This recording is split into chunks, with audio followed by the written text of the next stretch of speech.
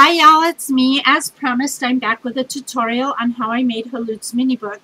If you haven't seen that, I'll put the link down below for you. This is basically the book that I came up with, and this is the one I made before the one I sent her because I had to try it out first and see if it came together the way I thought it would. And so this is what we'll be making. Excuse me. What made me think about and create this book was a lot of videos on YouTube show you how to make mini books out of envelopes, and I thought, well, okay, great, make mini books out of envelopes, but what about using the cards that came with the envelopes? So that's kind of the premise of where I got the idea, but also something else triggered that for me, and I'll show that to you just a little bit. I want to tell you that I'm going to be going through this, and I may have to do 2 videos as I don't want to rush through it. I want to show you not start to finish, like where you follow along with me and you end up making the same mini that I made. I basically want to show you the components and the different variations of the ways you can put it together so that when you're finished, you have something that's unique to your taste or the way you want it to be, as opposed to having something that looks exactly like mine. So what I will be doing is I'll be breaking it down into segments where I'll show you how to do this part, how to do that part, or which ways you could do it. So there's going to be a lot of conversing. I will be talking a lot in this video so that I can do that. I will also be showing you the products I use along the way and giving you some explanations of that. I'll try to get it all in one video, but I may have to go to 2 depending on how long this takes me. And I also want to let you know that if you have any questions when it's finished, just to post them at the bottom, and I'll try to get back to you as soon as I can. So with that said, okay, so back to the cards and envelopes. So I thought, I want to do cards. I want to make a mini book with cards. So I am going to start by showing you the cover. Now this cover is traditional. There's tons out there of tutorials how to do this, but I will go through this and I'm going to explain it as though you're a beginner and you don't know what you're doing, because I do know there's many new scrapbookers out there that don't know how to do this type of thing. So what I did was I took the measurement of my card. Now this card that I'm using comes in packs like this. You can get these at Michael's or Joann's, and they come with cards and envelopes in them. So you can use the envelopes to make pages and you can use the cards to make pages. That's the pack that I am showing you. So this card came in a pack like that. Now what I did was I took the measurement of my card, which measured 5 by 6.5, and I extended it by 1/4 of an inch on 3 sides so that my cover would extend the pages of the mini. So if I lay this down here, you'll see what I mean. See how there's a little bit of an extension around the entire page. That's what we want to do. So there's many ways to put this together. You could actually tape it together with tape. You could do a piece of pattern paper across all 3 pieces.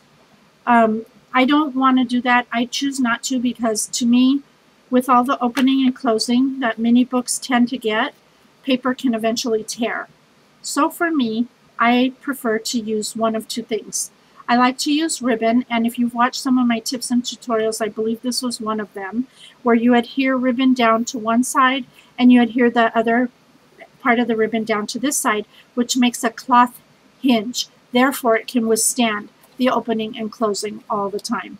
The other thing you can use, and what I like to use a lot, is this medical tape. You can get this at the dollar store. They use it for bandaging wounds and whatnot, and it's cloth on one side, adhesive on the back. Now, you may say, well, yeah, but I don't want this showing in my, in the gusset of my hinge. It's just white and it's kind of boring, but you can change that. That's why I like working with this. I put a piece on here. Now, if you were going to do this, you'd want to use a non-stick surface so that you could peel up the tape to apply it to your spine. But for purposes of demonstration, I'm just going to show you it adhered to this paper. So what I did was I took out a piece of the tape. I took this stamp, which is a Tim Holtz Stampers Anonymous stamp, and I stamped this right onto the tape. And then you'll say, well, yeah, but that's just black and white, and you could use colored ink. That would be cool too. You can also take your ink and you can just smear it on there. This will color your tape for you. You can use spray mists and do it that way.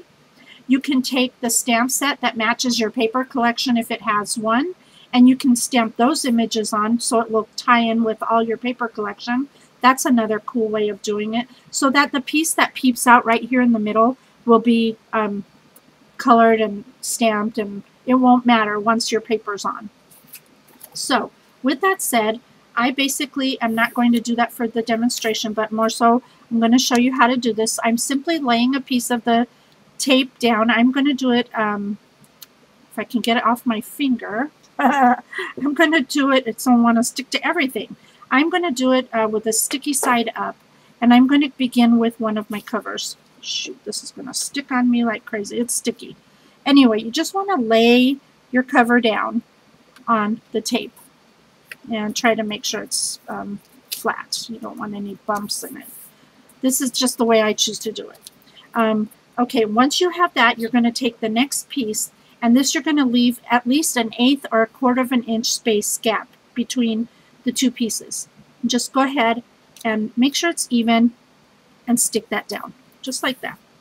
So now what you have is this nice hinge that's made with fabric, and it's not going to tear. Now, what I would do next is I'm going to take a second piece of tape, and I'm going to cover it on this side as well. And these may be a bit short because I was, like I said, I'm more so showing you how to do this more than the actual making one. So I don't really care how this turns out. So now that you've done that, of course, you want to come in and you want to trim off this excess that's sticking over the top here, and the same on the bottom. And now what you have is this nice hinge on both sides that's cloth, and it isn't going to tear. And it makes the perfect hinge. You're going to repeat that on the next part. Do the same thing. You can put your chipboard on there like this, press it down, pick up the next piece, make sure you leave the 1/8 to 1/4 of an inch on this side as well, just like that. Push it down, and then you're going to apply the one on the top again, the same. Now, you don't have to worry about the gap in between here because the spine is going to go there. You're not going to see it anyway. And I'll go ahead and trim that down for you so you get an idea. If I don't get it to stick to my scissors. And again, you're going to take your time with this. Don't rush, because I'm rushing just when I'm doing a video. Okay, so there you go. That's the spine. Over here, you can put yet another piece of tape. You can put a pattern piece of paper over that to cover the seam. It really doesn't matter, but that's basically how you create the cover of the book. And once you pattern paper the insides and everything else, it's going to be extremely sturdy. So that's how that cover was made, just like that. And only mine, I used packing tape. I wouldn't suggest doing this. I had an issue where I put the tape all the way around the spine, and when I tried to adhere the innards of the book to the spine, it was not sticking to the tape, and it was driving me insane. So that's why I had to make another one. So anyhow, that's how you do that. Now let's get into the innards of the book. And I'm already like 8 minutes in this video, and I know it's going to take a while, and I'm sorry, but I really want to walk through this with you slowly. I'm going to take out my scoreboard. I'm going to take out one of the cards. And basically, your card, you get it from the, the pack of cards. You take it out, and you score the fold that's made there for you. Just score it. You're going to then open the card up, and where I got this idea from, well, let me show you this first, and then I'll show you. Okay, so now that I have that line there in the middle, I want to score 1/4 of an inch from that score line on this right side here. So I'm going to just take this and do 1/4 of an inch score. So now I've got the two lines side by side.